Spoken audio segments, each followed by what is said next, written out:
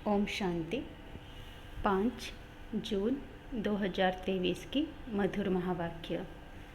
मीठे बच्चे, इस समय तुम सबकी वानप्रस्थ अवस्था है। तुम्हें वाणी से परे अब वापस घर चलना है, इसीलिए बाप को याद करो। प्रश्न: 21 जन्म सुख मिलने का आधार क्या है? उत्तर: 63 जन्मों की भक्ति। जिन्होंने पहले पहले सतोप्रधान भक्ति की है, अर्थात जो पुराने अनेक जन्म के भक्त हैं, वही अब ज्ञान लेते हैं। उन्हें ही 21 जन्मों का सुख प्राप्त होता है। अभी तुम्हारा भक्ति का पाठ पूरा हुआ। भगवान तुम्हें भक्ति का फल देने आए हैं। भक्त भगवान नहीं हो सकते। गीत: माता ओ माता, तू है सबकी भाग्य विधाता। ओम शांति। बच्चों ने माता की महिमा सुनी। अब माता को तो भगवान नहीं कहा जा सकता, क्योंकि भगवान को तो पिता कहा जाता है, परम पिता। अब पिता है तो माता भी ज़रूर है। माता को बहुत मानने वाले हैं। माता है तो पिता भी है। माता अपने को भगवान कह न सके, यह पॉइंट धारण करने की है। जगत अम्बा की कितनी महिमा है। ऐसे नहीं कहेंगे कि भगवान व बाप सर्वव्यापी है। नहीं, जब माता पिता कहा जाता है तो बच्चे भी हैं। अगर सर्वव्यापी है फिर तो सब भगवान हैं, फिर तो भगवती भी हो नहीं सकते। सर्वव्यापी के ज्ञान में भगवती तो रही नहीं। सभी भगवान हैं तो आत्मा ही पिता हो गई, माता तो रही नहीं। यह बड़ी अच्छी समझाने की बात है। तुम जानते हो, कोई भी आत्मा अपने को भगवान कह नहीं सकती। भक्त कहें हम भगवान हैं तो फिर माता सिद्ध नहीं हो सकती। और फिर भक्त तो पुनर्जन्म लेते हैं। भगवान तो पुनर्जन्म ले नहीं सकता। ऐसे तो नहीं, भगवान को अपना शरीर है। तो इस सर्वव्यापी की बात पर अच्छी रीति समझाना है। भक्तों के लिए भगवान चाहिए ना। अनेक भक्त हैं, ब्रदर्स और सिस्टर्स, सभी भक्त हैं। आत्मा कहती है इस समय मैं भक्ति कल्ट में हूँ। फिर आत्मा कहेगी अब मुझे बाप मिला है तो मैं ज्ञान में हूँ। आत्मा ही ज्ञान सुनती है। भक्त तो पुनर्जन्म लेते हैं। भगवान तो पुनर्जन्म ले नहीं सकते, यह इनका शरीर नहीं है। यह तो सभी जानते हैं। 5 तत्वों का शरीर लेकर भगवान को जन्म नहीं लेना है। वह तो परकाया प्रवेश करते हैं। यह ब्रह्मा विष्णु शंकर भी सूक्ष्म वतन वासी हैं। तो हर एक बात अच्छी रीति बुद्धि में बिठानी है। आत्मा कहती है मैं एक पुराना शरीर छोड़ दूसरे में प्रवेश करती हूँ। पुराना शरीर छोटा है व बड़ा है, एक छोड़ दूसरा लेती हूँ। यहाँ तो अचानक भी छोटे व बड़े का शरीर छूट जाता है, परंतु वह तो पूरी आयु होने पर समझते हैं अब पुराना शरीर छोड़ नया लेना है। तो यह ज्ञान आत्मा में है ना। आत्मा पुनर्जन्म लेती है। परमात्मा के लिए तो नहीं कहेंगे।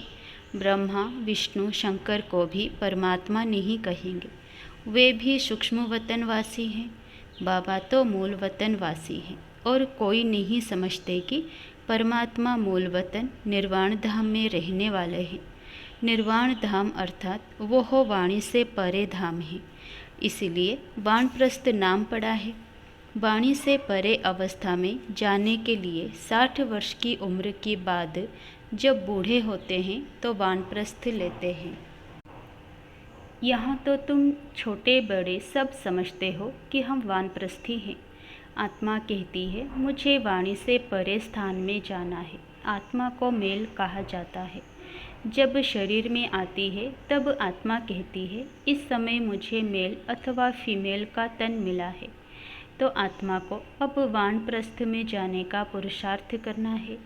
आत्मा को मेल कहा जाता है। माताएं कभी वानप्रस्थ नहीं लेती, परंतु यहाँ बाप समझाते हैं आत्मा तो मेल है।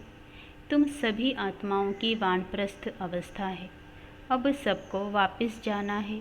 मैं तुम सबको वापस ले जाने के लिए आया हूँ, इसलिए अब मुझे याद करो तो मेरे धाम में आ जाएंगे। यह कोई मनुष्य कह ना सके। सुप्रीम रूह बाप ही कहते हैं। सन्यासी उदासी ऐसे बच्चे बच्चे कह बात कर नहीं सकेंगे। बाप का ज्ञान किसमें है नहीं। पूछो भगवान कहाँ है तो कहेंगे सर्वव्यापी है। गोया भगवान का ज्ञान कोई में है नहीं, इसीलिए भक्ति करते हैं भगवान से मिलने के लिए, परंतु कैसे और कब मिलेंगे यह किसी को पता नहीं है। बाप कहते हैं कोटों में कोई मुझे पहचानते हैं। मनुष्य तो सरसों मिसल अथाह है, इनमें कोई जो सिकिलधे हैं वही आकर मुझे पहचानेंगे और बाप से अपना वर्षा लेंगे। तुम समझा सकते हो कि इस समय सभी भक्त हैं, चाहते हैं कि हम भगवान से भक्ति का फल लेवे। अगर तुम सब भगवान हो तो फिर भक्त तो कोई हो न सके। अगर तुम भगवान हो तो बाकी तुमको क्या चाहिए। भक्तों को फिर मिलना है भगवान से। अपने को भगवान कहना यह तो एक इंसल्ट है, इससे बड़ी इंसल्ट कोई होती नहीं। अल्लाह से तो हम बहिश्त का वर्षा लेना चाहते हैं। तुम कहते हो हम अल्लाह हैं, अब तुम ही जज करो। तुमको कोई कहे हम अल्लाह हैं, यह कैसे हो सकता। अल्लाह तो सबसे बड़ा है। यह बहुत समझ की बातें हैं। कभी भी कोई अपने को अल्लाह व भगवान कह ना सके। बाप सबका एक होगा, ऐसे बहुत कहते हैं परमात्मा सर्वव्यापी है। अरे तुम भगवान हो, हम तो नहीं मानते। हम तो भक्त हैं, आशिक हैं उस माशूक के। एक परमात्मा को ही पतित पावन कहा जाता है। तुम समझा सकते हो कि तुम्हारे बड़े तो कहते रहे रचयिता और रचना बेअंत है। तुम फिर अपने को रचयिता कैसे कहते हो। बीज बेअंत हो नहीं सकता। झाड़ को बेअंत कहते हैं, इतने पत्ते आदि गिन नहीं सकते। एक बीज से कितनी टाल टालियाँ पत्ते आदि निकलते हैं। तुम हो चैतन्य, बोलते चालते हो। सबसे बड़ी महिमा मनुष्य की होती है। बाप कहते हैं मैं आकर बच्चों को सारे ड्रामा का राज समझाता हूँ। यह बना बनाया ड्रामा है ना, ड्रामा के ऊपर चलते रहना है। तुम बाप के बच्चे स्वदर्शन चक्रधारी बनते हो परमपिता परमात्मा द्वारा, क्योंकि वह भी स्वदर्शन चक्रधारी है। तुम आत्माओं को बेट आप समान बनाते हैं। तुम सृष्टि के आदि मध्य अंत को जानते हो। तुम नई दुनिया के लिए, नए धर्म की स्थापना के लिए नई बातें सुनते हो परमपिता परमात्मा से, जो सृष्टि को भी पावन बनाते हैं, तुमको भी नया बनाते हैं। नई सृष्टि में फिर नया जमाना स्वर्ग का होगा। अभी तो नर्क का जमाना है, तुम नर्क के जमाने में हो। अभी परमपिता परमात्मा ही आकर तुमको स्वदर्शन चक्रधारी बनाते हैं।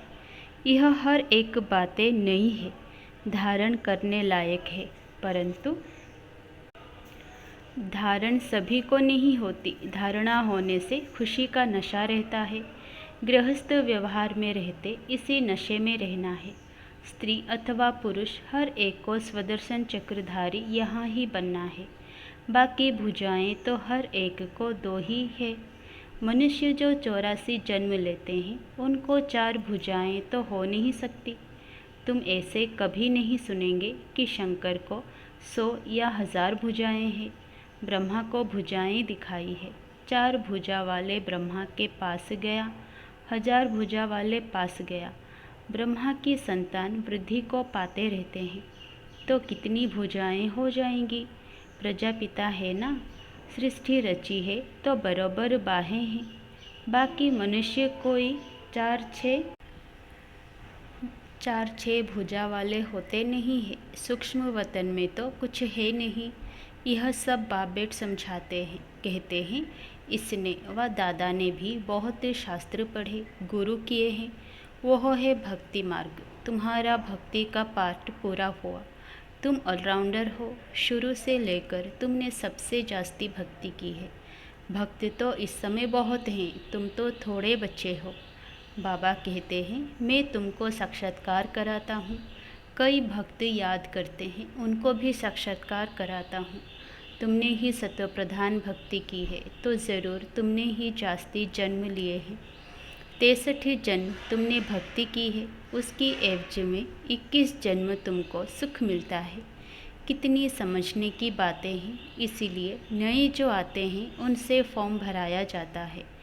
फॉर्म बड़ा अच्छा है। तुम्हारा गुरु कौन? गुरु किया तो ज़रूर भक्त ठहराना।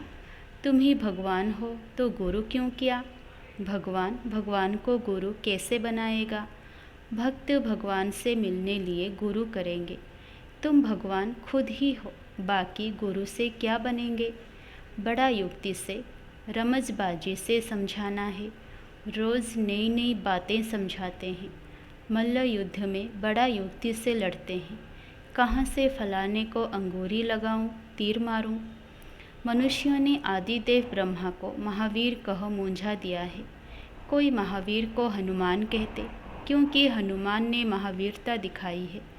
कहाँ वो महावीर, फिर उनका नाम पवनपुत रखा है। आदिदेव तो ब्रह्मा है और मनुष्य है। जगत अम्बा भी मनुष्य है। इतनी भुजाएं आदि कहाँ है? माता को इतनी भुजाएं हो तो हमको भी होनी चाहिए। वंडरफुल बातें हैं। ऐसे नहीं, सभी धारण कर ज्ञान के उस नशे में रहते हैं। नंबरवार है। उन सत्संगों में कोई ऐसी बात नहीं रहती। यह तो स्कूल है। नंबरवार बच्चे हैं। कोई को माया का तूफान आया और यह गिरा, इसलिए ब्राह्मणों की माला नहीं बन सकती है। फाइनल जब बनेंगे तो उसको रुद्र माला कहेंगे। तुम रुद्र शिव बाबा की संतान हो। रुद्र यज्ञ रचते हैं तो रुद्र का चित्र बड़ा बनाते हैं। बाकी छोटे छोटे शालिग्राम बनाकर पूजा करते हैं। बाप बेट गुह्य बातें सुनाते हैं। जो सर्विसेबल बच्चे होंगे उनको अच्छी रीति धारणा होगी और समझा सकेंगे। यह तो बड़ा सहज है। हम आत्मा हैं, कहते हैं ब्रदरहुड है। आत्माएं सब भाई भाई हैं। भाई भाई कह फिर आपस में लड़ते हैं। जब कहते हो ब्रदरहुड है, फिर फादरहुड कैसे कहते हो? सब ईश्वर कैसे कहते हो? सब भगवान भाई भाई कैसे हो सकते हैं? वह तो सब आत्माओं का बेहद का बाप है। कितनी सहज बातें हैं। तुम जानते हो, ब्रह्मा द्वारा नई दुनिया की स्थापना होती है, फिर आहिस्ते आहिस्ते बढ़ती है। 1 से 2, 2 से 4 होते हैं। ऐसे वृद्धि को पाते रहते हैं। बरोबर प्रजापिता ब्रह्मा है तो ज़रूर नई सृष्टि रचता होगा ना। जगत पिता वो है रचने वाला, तुमको रचा है। प्रजापिता ब्रह्मा द्वारा नई प्रजा की रचना रचते हैं, अर्थात पुराने को नया बनाते हैं। मनुष्य फिर समझते हैं सागर में पीपल के पत्ते पर आया। अच्छा, उसको फिर किसने रचा? यह बाप बेट समझाते हैं कि नई प्रजा कैसे रचते हैं। वहाँ स्वर्ग में गर्भ में जैसे कि क्षीर सागर में आराम से बैठे हैं। उस समय कोई ज्ञान नहीं रहता। शास्त्रों में तो कैसी बातें लिख दी हैं।